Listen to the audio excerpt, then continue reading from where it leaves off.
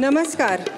या जनजागृती मोहिमेचा एक महत्त्वपूर्ण टप्पा म्हणजे सर्व लोकांपर्यंत प्री एक्लॅम्प्शिया अर्थात गर्भावस्थेतील उच्च रक्तदाबचे धोके हे समजून सांगणे आणि त्या अनुषंगाने आज आपण प्रसूतीशास्त्र विभाग, शासकीय वैद्यकीय महाविद्यालय छत्रपती संभाजीनगर तसेच औरंगाबाद स्त्रीरोग तज्ज्ञ संघटना, राष्ट्रस्तरीय स्त्रीरोग तज्ज्ञ संघटना फॉक्सी, राज्यस्तरीय स्त्रीरोग तज्ज्ञ संघटना एमॉक्स आणि मराठवाडा प्रभाग सोसायटी ऑफ फिटल मेडिसिन यांनी मिळून आम्ही आयोजन केलं एक छोट्याशा पथनाट्याचे.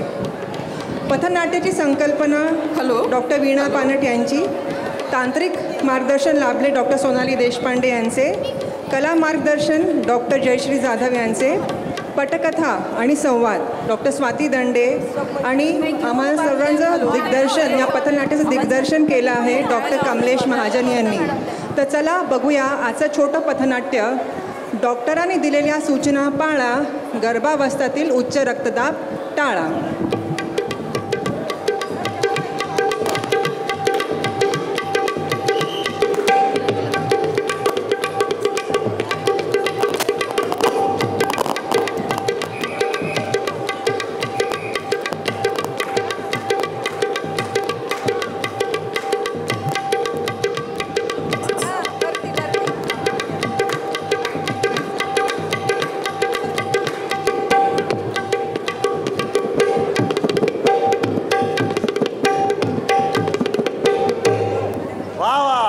अंकुशराव झकास. तर ऐका हो ऐका, ऐका हो ऐका, ऐका हो ऐका, रुग्णांनो ऐका, सासवांनो ऐका, नवऱ्यांनो ऐका, शेजाऱ्यांनो ऐका, अंगणवाडी वर्करांना ऐका आणि बाकी साऱ्यांनो, तुम्ही हे उपडीत जमलेले सगळे पेशंट्स, त्यांचे नातेवाईक सगळ्यांनो ऐका. हा तर ऐका. तर मग आपला भारत देश दूध उत्पादनात जगात पहिला. टाळ्या टाळ्या. आपला सचिन तेंडुलकर क्रिकेटमध्ये धावसंख्येच्या क्रमवारीत जगात पहिला. सचिन हा. आणि विकसनशील देशांच्या क्रमवारीत आपला भारत देश जगात पहिला. नाही नाही नाही नाही, पाचवा. हा हा. गरोदरपणात होणाऱ्या मृत्युमुखीच्या दरात आपला भारत देश जगात 68वा. अरे थांबा, टाळ्या काय वाजवत आहे? गरोदरपणात होणाऱ्या मृत्युमुखी पडण्याच्या दरात आपला भारत देश 68वा. ते सांगण्यासाठी तर हा सगळा खटाटोप आहे. हा ठीक आहे, पण त्याचं इतकं काय प्रेशर घ्यायला? प्रश्न मी प्रेशर घेण्याचा नाहीये. प्रश्न आहे गरोदरपणात ब्लड प्रेशर वाढून होणारा गुंतागुंतीचा.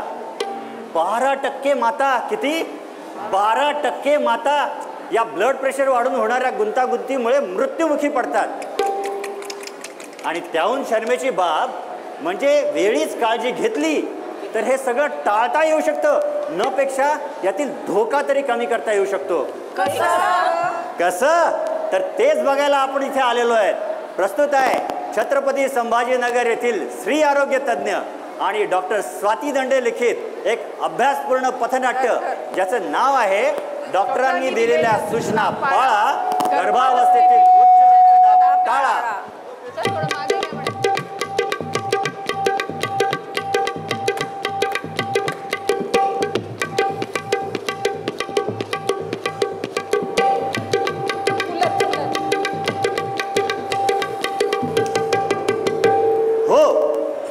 तर आता आपण आलेलो आहेत महाराष्ट्रातील एका मध्यमवर्गीय घरातील बाहेरच्या खोलीत. रविवारची दुपारे मस्तपैकी सगळ्यांनी जेवण केलेलं असतं. तसा हा नवरा सुद्धा बायकोच्या हातचं मस्त मटणाचं जेवण करून चांगला झोपलाय. बघा काय घोरतोय, बाप रे. आणि त्याची बिचारी बायको, जी पहिल्यांदाच गरोदर आहे, 7-8 महिन्याची, काम करून थकून बसली आहे. आणि हे काय, सगळ्या अंगावर सूज आहे तिच्या. आता पुढे काय होतं, चला आपण बघूयाच.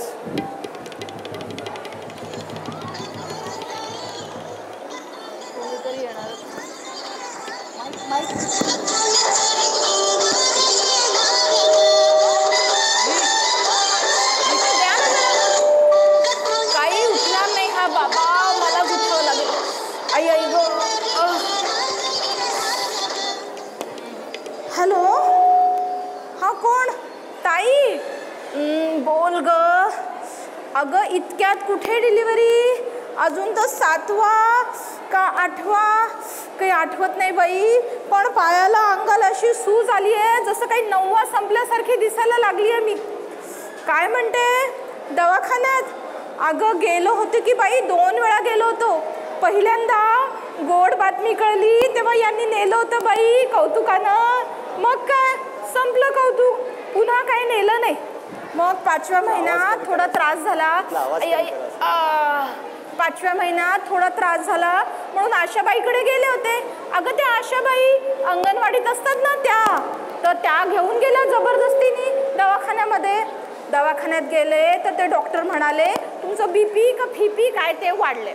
मग म्हणाले मीठ कमी खा आणि जरा आराम करा म्हणाले. आराम, मला जेव्हापासून आराम सांगितलाय मी तर करत नाही, यांचा भारी आराम वाढलाय बाई. मग म्हणाले की जरा आराम करा, तपासण्या करा, BPच्या काय गोळ्या लिहून दिल्या. पुन्हा म्हणाले पुन्हा पुढच्या आठवड्यात नक्की या. मला दवाखान्यात जायचा भारी कंटाळा. मी काय त्या गोळ्या घेतल्या नाहीत, त्या तपासण्या केल्या नाहीत, पुन्हा त्या दवाखान्यात फिरकले सुद्धा नाही. पण आता असं डोकं जाम धरले, काय सांगू तुला. काय म्हणतेस? काय काय म्हणालीस? किती वेळचा फोनवर बोलतेस गोलो गोलो, जरा रविवारचं झोपू दे की मला. अहो अहो माझं डोकं खूप दुखायला लागलंय अचानक, खूपच दुखायला लागलंय. आता ताईसोबत बोलताना नव्हतं वाटतं दुकान, बिचारा गबस म्हणलं की. नाही हो, खरंच सांगते माझं डोकं खूप दुखायलंय, जीव घबरं व्हायला लागलाय. जरा सासूबाई आहेत का बघा मध्ये, बोलवा बरं आई. पटकन. ये आई, काय रे बाळा? अगं बघ बरी कसं करायला लागली. काय कटकट आहे मेली, जरा दुपारचं निवांत पडावं ते नाहीच या घरात. अरे अजून 8वाच ना महिना हिला, इतक्यात कसला आलाय त्रास. काय आजकालच्या मुलींचे नखरे. अरे तू पोटात होतास ना तर मी शेतातच बाळण झाले, लगेच कामालाही लागले. आणि वय तरी किती कमी होतं माझं तेव्हा. अवघ्या 30शीत कुटुंब कल्याणचं ऑपरेशनही झालं. नाहीतर आजकाल ह्या घोड नवऱ्या 30शीत लग्न आणि 32शीत पायलट करेन. हा, काळ बदलला सासूबाई, काळ बदलला सासूबाई, काळ बदलला सासूबाई, काळ बदलला सासूबाई. हा, धोरणं आता स्वीकारा नवी, धोरणे आता स्वीकारा नवी. प्रत्येक डिलिव्हरी दवाखान्यात, हो दवाखान्यातच व्हायला हवी. काळ बदलला सासूबाई. आई ग, आई आई ग. अगं आई, दिसायला जरी जाडूड असली ना तरी हिच्या अंगात रक्त कमी आहे असं डॉक्टर बोलले होते. ते असंही म्हणाले की हिच्या रक्त तपासण्या आणि सोनोग्राफी बी करून घ्या. तुला बोललो तर तू म्हणले आम्हाला काय लेकरं नाही झाले का. हा बोलले. आणि काही हिच्या माहेरचे पैसे लावणार आहेत का? मग राहू दे. हे कधी बोलले मी? अहो ते सगळं राहू द्या हो, मला मळमळायला सारखं वाटायला लागलं. उलटी याला काय असं वाटतंय. अगं मळमळतंय ना तुला तर 2 बोटं घाल घशात आणि कर उलटी. त्या उलटीचं काय मला एवढं कौतुक. तुझ्या जुळ्या नंदा पोटात होता तर 9 महिने मला उलट्या होत होत्या, पण नाही कचू नाही. पोट तर दुखत नाहीये ना, मग मिळवलं. अहो किती वेळा सांगितलं सासूबाई, आता मला सहन होत नाही हो. डोकं गच्च धरले, आता पायाला बघा केवढी सूज आली आहे, मळमळ व्हायला लागली आहे, जीव घबरा व्हायला लागलाय हो. आणि अहो आता अंधुक दिसायला लागले. आता तर इथं होते हो, हे आता कुठे गेले. अहो आणि माझ्या पोटात दुखलेलं पाहिजे ना तुम्हाला. घ्या इथे छातीच्या खाली पोटाच्या वर दुखायला लागले. आई ग. गरोदरपणात मळमळ, डोकेदुखी, अंधुक दिसणे. गरोदरपणात मळमळ, डोकेदुखी, अंधुक दिसणे हीच तर उच्च रक्तदाबाची लक्षणे. आणि यातच जर आला झटका, न ठरो हे शेवटची घटिका. ए चुप रे, आम्हाला घाबरू नकोस. ए पोरा, ए पोरा, ही अशी आकडी आली म्हणे काय करत राहिली रे? हिला खरंच झटका आला का काय? झपट त्या शेजारच्या अंगणवाडीतल्या ताईनं घेऊन ये बरं. हो हो हो. मी सांभाळायची ही नसती ते र. आता ना माहेरीच पाठवून देते हिला. आई आशा ताई आली. अहो काकू, अहो हिला खरंच झटका आलाय. मान एकीकडे करा, नाहीतर उलटी फुफ्फुसात जाईल. कपडे थोडे सैल करा. नका नका, चमच्याने दातकी उचकटायचा प्रयत्न नका करू, जास्त इजा होते. अरे रे, जीभ चावलीच गेली वाटतं झटक्यामुळं. तोंडातून थोडं रक्त पण येतंय. बाई ग, हुश, थांबला बाई झटका एकदाचा. अहो अहो, पाणी काय होतंय घशात? शुद्धी तर आहे का ती? पटकन ॲम्ब्युलन्स बोलवा, लगेच दवाखान्यात न्यावे लागेल. 108 नंबरला फोन करा. अगं इतक्यात कुठे डिलिव्हरी ग? अजून 8वाच महिना ना हिला. आणि आता थांबला ना झटका हिचा आता. काकू, बीपी वाढल्यामुळे आलेला झटका आहे तो. ताबडतोब दवाखान्यात न्यावेच लागेल. डिलिव्हरी कधी करायची ते डॉक्टर ठरवतील. भाऊजी, ते मागे NC कार्ड दिलं होतं ना, ते घ्या सोबत. चला चला दवाखान्यात नेऊ.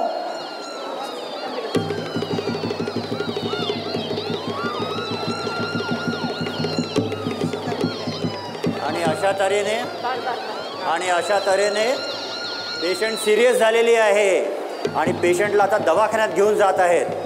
नशीब 108 नंबरची ॲम्ब्युलन्स तरी लगेच आलेली आहे. तर आता स्थळ आहे दवाखाना. आता नीट बघा काय होतं ते. डॉक्टर आले, डॉक्टर आले.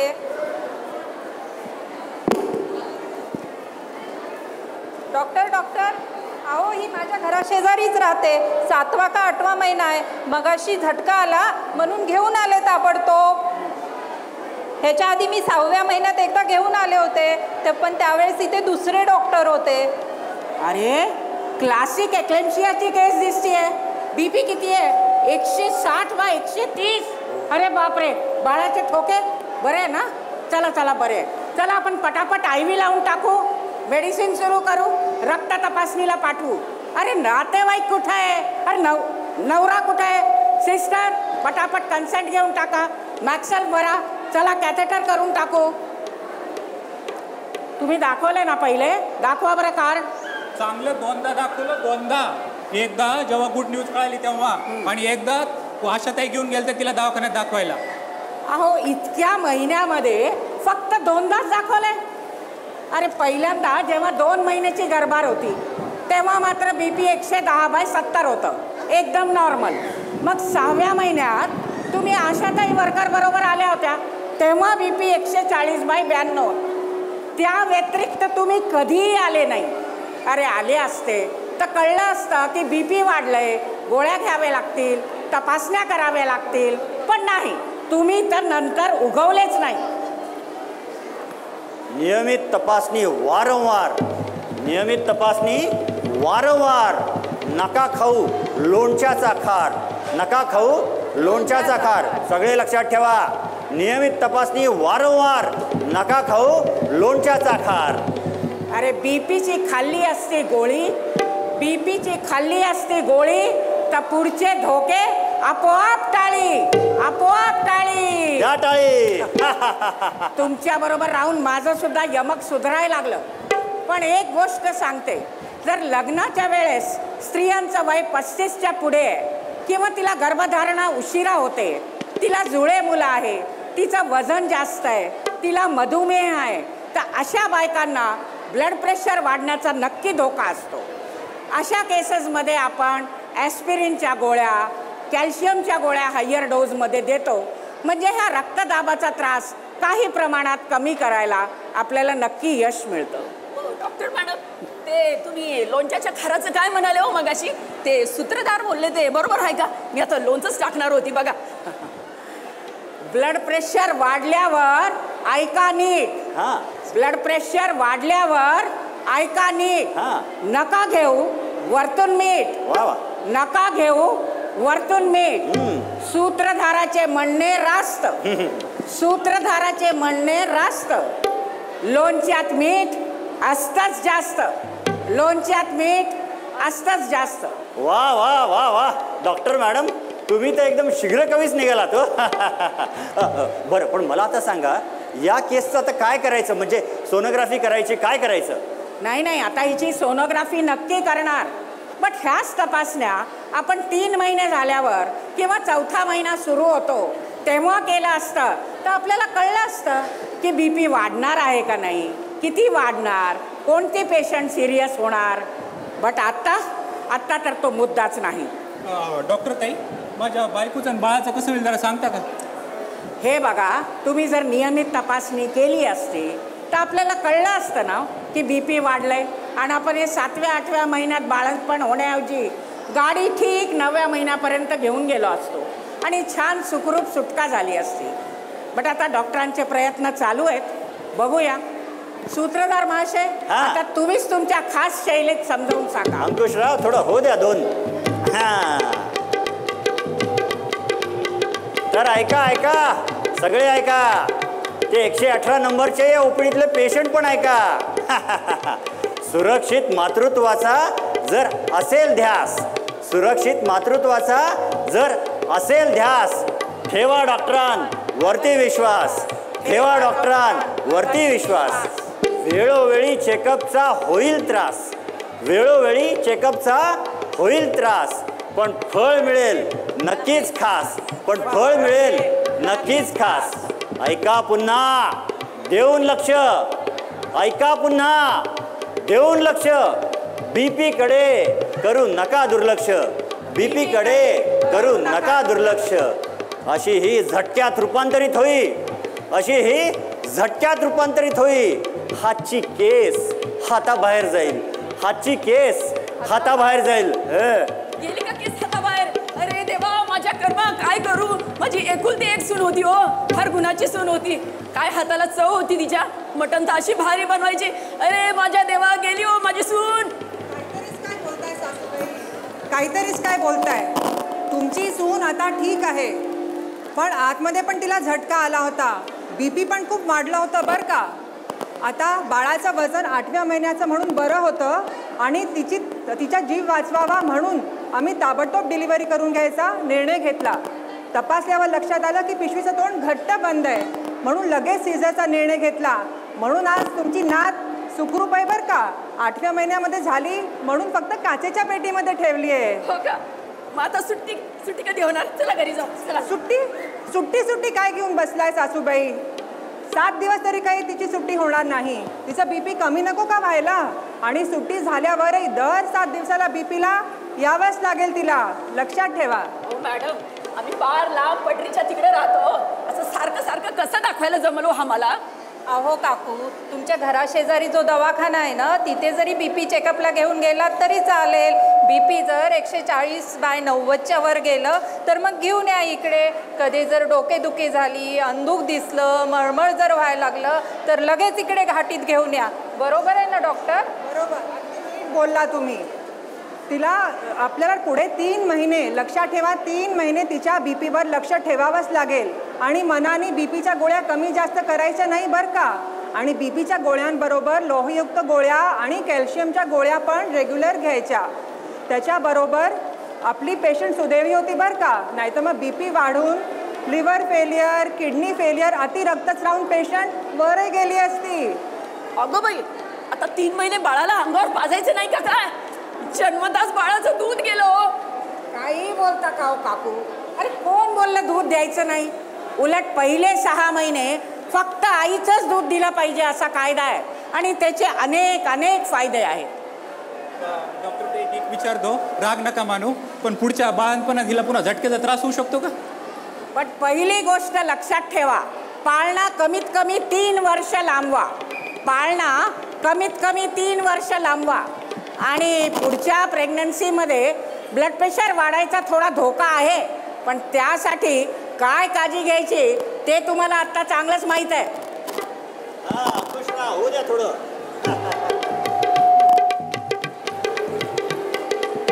तर ऐका, पुढच्या डिलिव्हरीत हा त्रास थांबवा, पुढच्या डिलिव्हरीत हा त्रास थांबवा, पण त्याआधी पाळणा लांबवा, पण त्याआधी पाळणा लांबवा. या लेकराच्या सुरक्षितेचं असू द्या भान, या लेकराच्या तब्येतीचे असू द्या भान. करू द्या त्याला निव्वळ स्तनपान, करू द्या त्याला निव्वळ स्तनपान. डोस द्यायचे पण विसरू नका बरं का, डोस द्यायचे विसरू नका. धन्यवाद डॉक्टर, धन्यवाद. तुमच्यामुळं माझी बायकोन पोरगी वाचली. धन्यवाद. अहो धन्यवाद आमचे करू नका, आपल्या अंगणवाडी वर्करचे करा, ज्यांनी वेळेवर पेशंट आणलं आणि आम्ही आई आणि बाळाचा जीव वाचवू शकलो. अंगणवाडी वर्कर्सचा खरंच आधार, अंगणवाडी वर्कर्सचा खरंच आधार.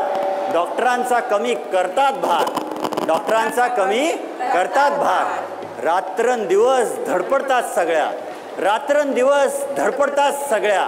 करूया कौतुक वाजवून टाळ्या, करूया कौतुक वाजवून टाळ्या, करूया कौतुक वाजवून टाळ्या. हा तर ऐका हो ऐका, हे वरचे ऐका, हे खालचे ऐका. बायांनो ऐका, बायकांनो ऐका, बुवांनो ऐका, बाप्यांनो ऐका. काय ऐका?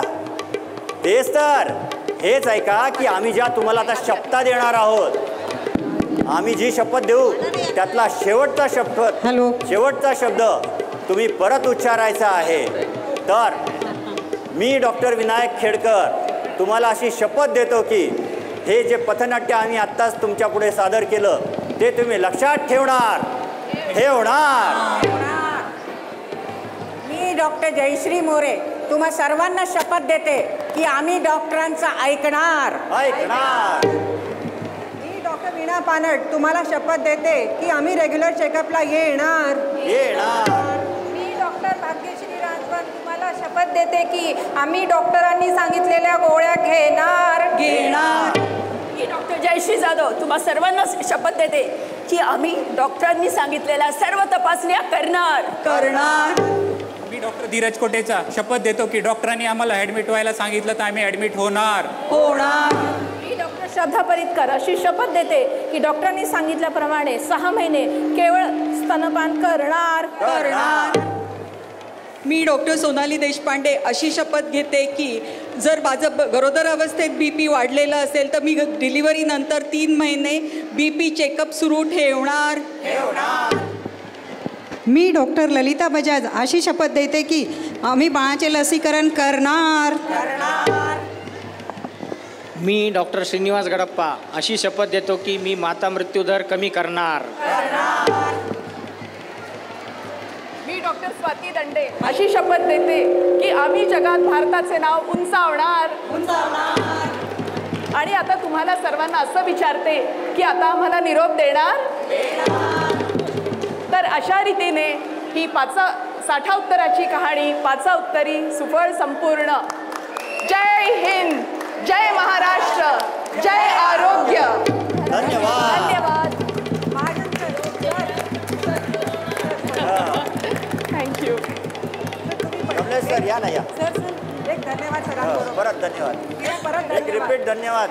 सर एक धन्यवाद. एक रिपीट धन्यवाद. सर्वांचे मनपूर्वक आभार. आपण अतिशय शांतपणे हे पथनाट्य ऐकलं. मला वाटतं या डॉक्टर्सच्या सूचनांचं आपण सगळेजण पालन करूत आणि त्याबरोबरच आरोग्याची उंची वाढवण्याचा सर्वजण प्रयत्न करू. डीन साहेबांचे आणि सर्व मान्यवरांचे आभार. थँक्यू.